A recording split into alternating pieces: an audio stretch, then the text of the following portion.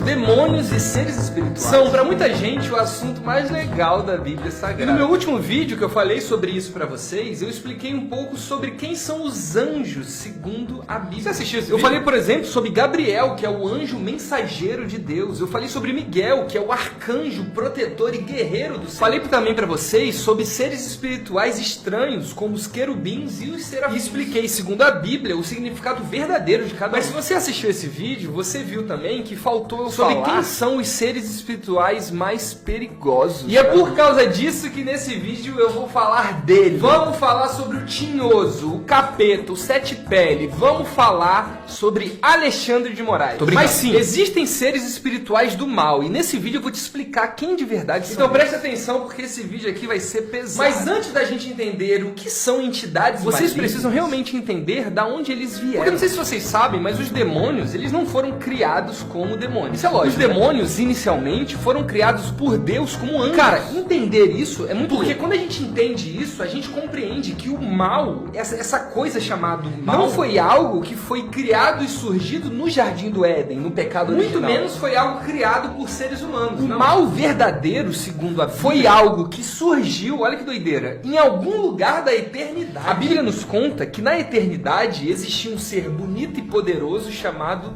Lúcifer. Era um dos seres espirituais mais incríveis que Deus já havia criado. E deixa eu falar uma curiosidade, caso você não saiba. O nome desse ser maligno não é Lúcifer, beleza? Lúcifer na Bíblia, incrivelmente, é como se fosse um elogio. Lúcifer significa portador de luz ou estrela da manhã. Entenda, esse termo na Bíblia não é algo pejorativo, tá? É tipo um elogio. Tanto é que esse termo é aplicado para Jesus no livro de Apocalipse. Quando você vai ler o livro de Apocalipse, tá lá escrito que Jesus é a estrela da manhã. É lógico, a gente hoje não usa mais esse termo porque ele está bastante associado historicamente ao diabo. Mas entenda, não é por causa da Bíblia que esse termo é associado de forma errada.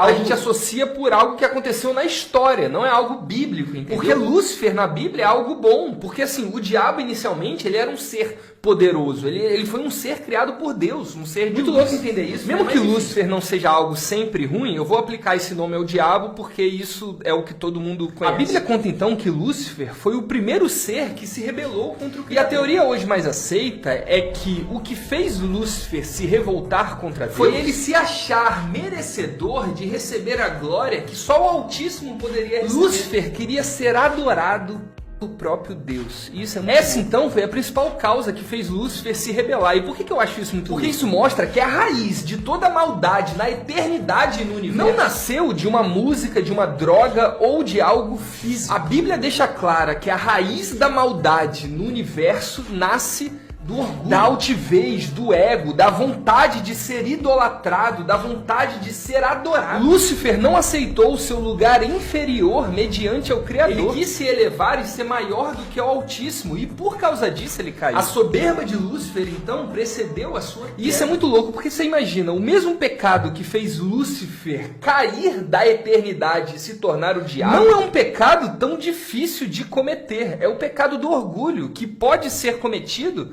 por todo mundo. Você hoje pode ter cometido o pecado que fez Lúcifer cair da eternidade, provavelmente o mesmo pecado que criou o mal. É por isso que Jesus fala tanto sobre humildade na Bíblia, e é por isso que o orgulho é tão pesado, porque foi esse pecado que fez o diabo ser expulso do céu. Mas a loucura da queda de Lúcifer não para aí. Porque a Bíblia deixa claro que Lúcifer ele não caiu sozinho. Ele convenceu vários anjos que existiam no céu a se rebelar contra Deus junto a ele. De forma resumida, a Bíblia fala então que houve uma guerra. Nessa guerra, inclusive, Miguel, o arcanjo protetor de Deus, lutou contra Lúcifer e também contra os anjos rebeldes. No final dessa guerra, então, Miguel vence. E quando Miguel vence, Lúcifer e todos os anjos que se rebelaram contra o Criador foram expulsos do céu e jogados na terra. A partir daí, esse ser espiritual poderoso de luz, chamado de Lúcifer, passou a se chamar Satanás, que significa inimigo. E todos os anjos que caíram com ele passaram a se chamar demônios. Ou seja, olha que interessante, todo demônio que existe hoje, um dia no passado foi um anjo. E isso é muito louco, porque os demônios, eles conhecem a Deus, mas não só isso. Os demônios também entendem esse nosso desejo de pecar contra Deus. Por isso que é tão importante que a gente esteja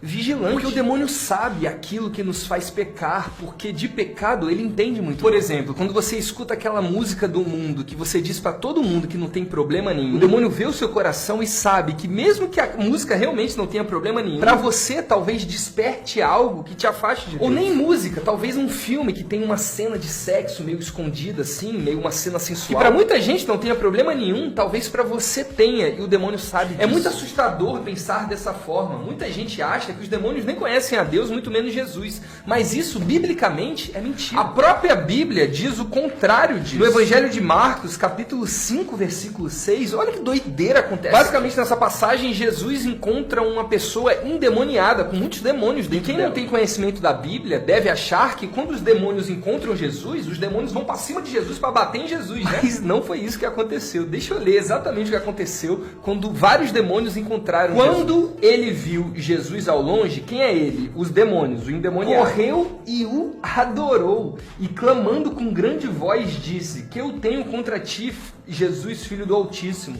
Conjuro-te, peço por Deus, que não me atormente. Essa passagem é muito doida, porque ela mostra basicamente que o que os demônios fizeram quando encontraram Jesus foram se prostrar e o adorar. Os demônios não tentaram destruir Jesus porque eles sabiam que espiritualmente isso era impossível. Os demônios sabiam quem Jesus era e sabiam o poder que Jesus tinha. Mas sabe quem não conhecia Jesus verdadeiramente? Os seres humanos que estavam ao redor de Jesus. Tanto é que nessa passagem Jesus expulsa os demônios, porém Jesus é expulsado da terra onde ele estava por causa das pessoas que lá moravam. Olha que doideira, nessa passagem mostra os demônios se curvando mediante a Cristo. Cristo então expulsa os demônios e as pessoas que moravam nesse lugar expulsaram Jesus, falaram que não queriam Jesus na terra, por causa de um motivo que aconteceu aqui que eu não vou te dizer. Mas quem não reconheceu quem Jesus verdadeiramente era nessa passagem aqui que eu estou lendo para vocês, foram seres humanos, como eu e como você. Porque os demônios sabiam exatamente quem era Jesus.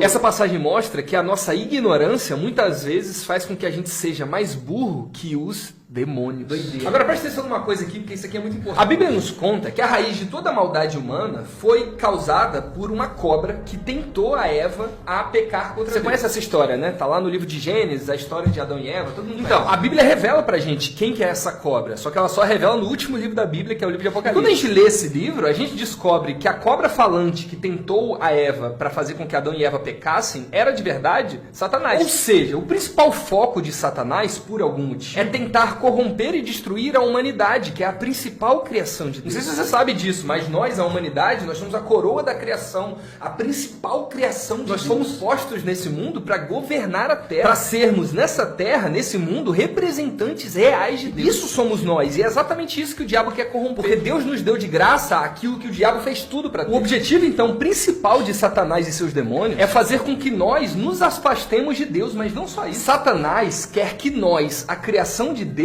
passamos a agir igual a ele. Ou seja, Satanás ele quer que nós neguemos a soberania e o poder do nosso Criador. E, consequentemente, ele quer que a gente passe a focar no nosso próprio ego. Ele quer que a gente adore o nosso próprio orgulho. Dessa forma, então, a gente passa a adorar e a idolatrar ele. Entender isso é muito louco. Deixa eu explicar. Muita gente acha que a forma de adorar o capeta é matando um bode, bebendo sangue cru e ouvindo o CD da Xuxa ao contrário. Mas se você quer realmente, se você aí que está me ouvindo, quer realmente fazer a vontade do diabo, basta você fazer a sua vontade e negar a vontade de Deus. É só você, a partir de hoje, fechar a Bíblia e falar, tá escrito isso, mas vamos pensar no que eu acho. Jesus é claro no Pai Nosso. A vontade que eu e você precisamos seguir tem que ser a vontade de Deus. Que seja feita a sua vontade na terra como é no céu. O erro de Satanás é olhar para Deus e dizer, eu quero que seja feita a minha vontade, não a tua. Eu quero decidir então o que é pecado, o que é certo e errado, quem vai para o céu e quem não vai. Eu quero decidir o que é o amor. Essas frases são as frases da religião verdadeira do diabo e dos seus demônios. Infelizmente, muitos de nós estamos seguindo a religião do diabo, apesar de nos definirmos cristãos.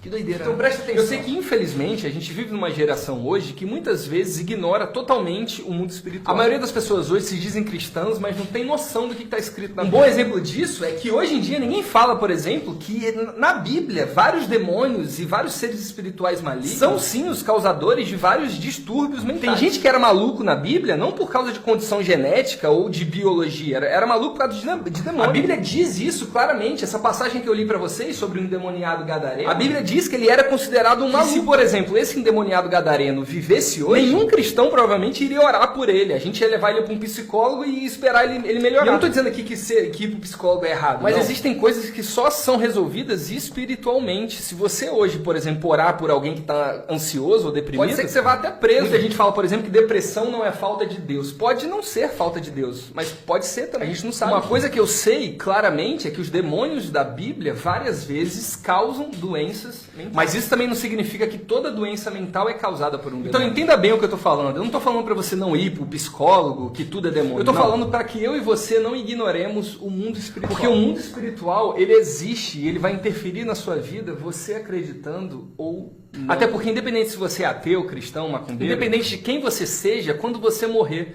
você vai se encontrar com o seu Criador. E nesse dia você vai ter que prestar contas das besteiras que você fez. E quando esse dia chegar, pode ter certeza que as suas opiniões sobre o mundo espiritual pouco vão importar. A única coisa que vai pesar na balança vai ser a sua fé. Mas esse foi o vídeo. Eu tinha muita coisa pra falar nesse vídeo. Mas pra esse vídeo não ficar gigante, eu só quero encerrar dizendo algo. Se você assistiu esse vídeo inteiro e ficou com medo, por favor, pare. Você não precisa ter todos esses seres que eu acabei de citar pra vocês, Satanás, demônios e tudo mais. Todos eles temem diante um único nome. Jesus. A Bíblia é extremamente clara quanto a isso. Nenhuma força espiritual maligna pode dominar a pessoa que está em Cristo. Nenhuma. Romanos 8 é claro quando diz que nem morte, nem vida, nem principado, nem coisa nenhuma criada poderá separar do amor de Deus aqueles que estão em Cristo Jesus. Entenda isso hoje. Nem anjo, nem principado tem poder sobre você que está em Cristo. Nada pode nos separar do amor de Deus. Então pare hoje de viver com medinho de demônio e passe a viver com fé em Cristo. Porque o único medo que você deveria ter é de viver uma vida longe dele. Esse foi o vídeo. Se você quer realmente se aprofundar nesse assunto de seres espirituais, clica no link da bio. Eu preparei um material bem legal para você sobre esse assunto. Se esse vídeo na Bíblia tiver muitos likes e muitos comentários, eu falo para vocês sobre o que são de verdade as outras religiões. E falo também sobre outras doideiras, como o terceiro céu, os anciões,